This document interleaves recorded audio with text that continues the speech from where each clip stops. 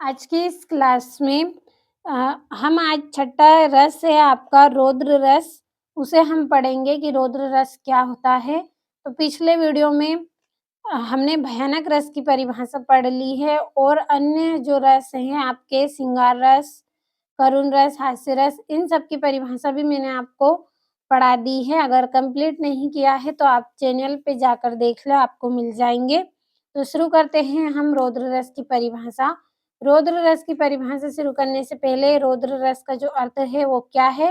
रौद्र रस का अर्थ होता है गुस्सा या फिर आप क्रोध भी इसको बोल सकते हैं। तो क्रोध या फिर गुस्सा दोनों जहाँ पे हमें देखने को मिलेंगे वहाँ पर क्या है? रौद्र रस होता है। तो परिभाषा समझ लेते हैं किस तरह से है आपकी परिभाषा। जब किसी के अपमानजनक व्यवहार के कारण या अत्याचार के कारण हृदय में क्रोध का भाव उत्पन्न हो जाता है, वहाँ रौद्र रस होता है। तो एक बार फिर से परिभाषा पढ़ लेते हैं, फिर मैं आपको अच्छे से समझाऊँगी कि किस तरह से यहाँ पे आपकी परिभाषा है कि जब किसी के अपमानजनक व्यवहार के कारण या फिर अत्याचार के कारण क्या है कोई किसी का अपमान कर रहा है या फिर उसके साथ अत्याचार कर रहा है, गलत बर्ताव कर रहा है, उसके कारण हृदय में क्रोध यानी कि गुस्सा का भाव उत्पन्न होता है, वहाँ रौद्र रस होता है। तो चलिए समझ लेते हैं इसको।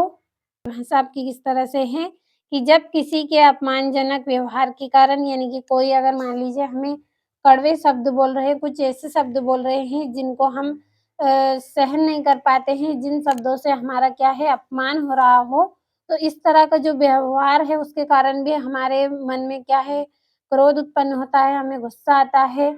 और उसी के साथ अगर कोई कमज़ोर व्यक्ति है और कोई ताकतवर व्यक्ति है, तो ताकतवर व्यक्ति कमज़ोर इंसान पर अपना गुस्सा निकाल रहा है, उसे मार रहा है, उसे कड़वे शब्द बोल रहा है, तो उस समय जो स्थिति होती है वहाँ पर भी हमें क्या है गुस्सा आता है, क्रोध का भाव हमारे अंदर उत्पन्न होता है, उसे ही हम बोलते हैं रौद्र रस।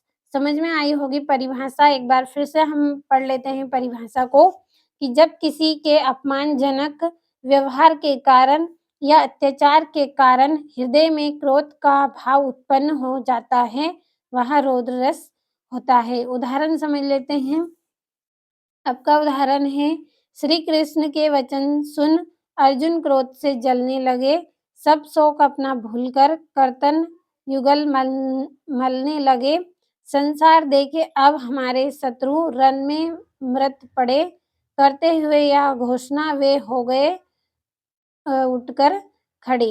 तो ये आपका यहाँ पे उदाहरण है। आपने सभी ने देखा होगा कि जब अर्जुन युद्ध लड़ने जाते हैं और अपने परिवार वालों को देखकर वो युद्ध नहीं करते हैं, तो उस समय जो श्री कृष्ण हैं वो उनको समझाते हैं, जिस तरह से वो वहाँ पे शब्द बोलते हैं, कुछ वचन बोलते हैं, तो उससे क्या है अर्जुन को क्रोध आता है और वे युद्ध के लिए तैयार हो जाते हैं। तो ये उदाहरण तो आप अच्छे से कर लेंगे।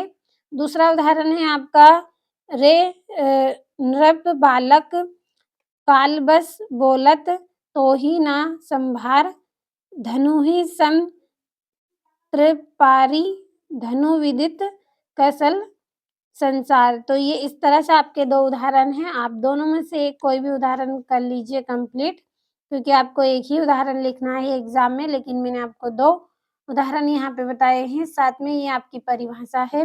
स्क्रीनशॉट लें, अच्छे से कंप्लीट करें। तो आज की इस क्लास में हमने जो छठा रस था आपका रौद्र रस, उसको पढ़ा है। पिछले